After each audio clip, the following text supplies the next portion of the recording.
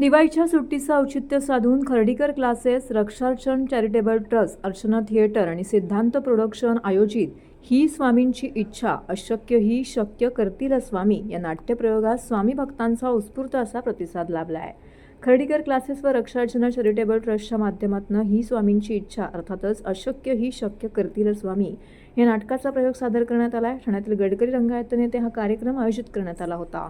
मोठ्या संख्येने स्वामी भक्तांनी या ठिकाणी उपस्थित राहून या कार्यक्रमाचा आनंद घेतला.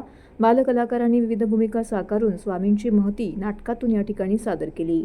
दैनंदिन जीवनातील विविध माध्यमातून शाळकरी मुलं आणि नागरिकांकडे नैराश्य येत असते.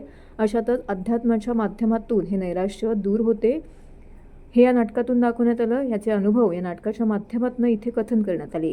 दिवाळी सुट्टीच्या पार्श्वभूमीवरती रक्षार्चना चॅरिटेबल ट्रस्टच्या वतीने हा अनोखा उपक्रम राबवण्यात आला. स्वामी भक्त आणि शाळकरी मुलांना एक आगळावेगळा अनुभव देण्याकरिता हा उपक्रम आयोजित केला होता.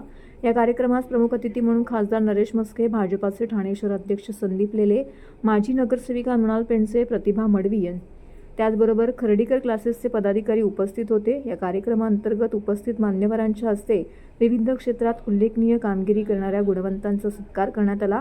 तर गुणवंत विद्यार्थ्यांचा देखील या ठिकाणी उपस्थित मान्यवरांच्या हस्ते सत्कार करण्यात आला. तर या कार्यक्रमाविषयीची अधिक माहिती आयोजक रक्षा यादव यांनी दिली आहे.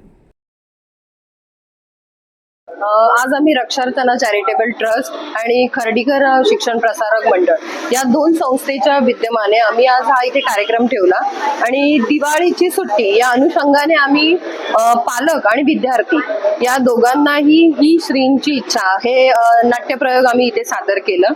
आणि यातनं आम्हाला सांगायचं असंच होतं की कोणतीही गोष्ट शक्य होते, पण स्वामींचं जसं म्हणणं आहे की अशक्य ही शक्य करतील स्वामी.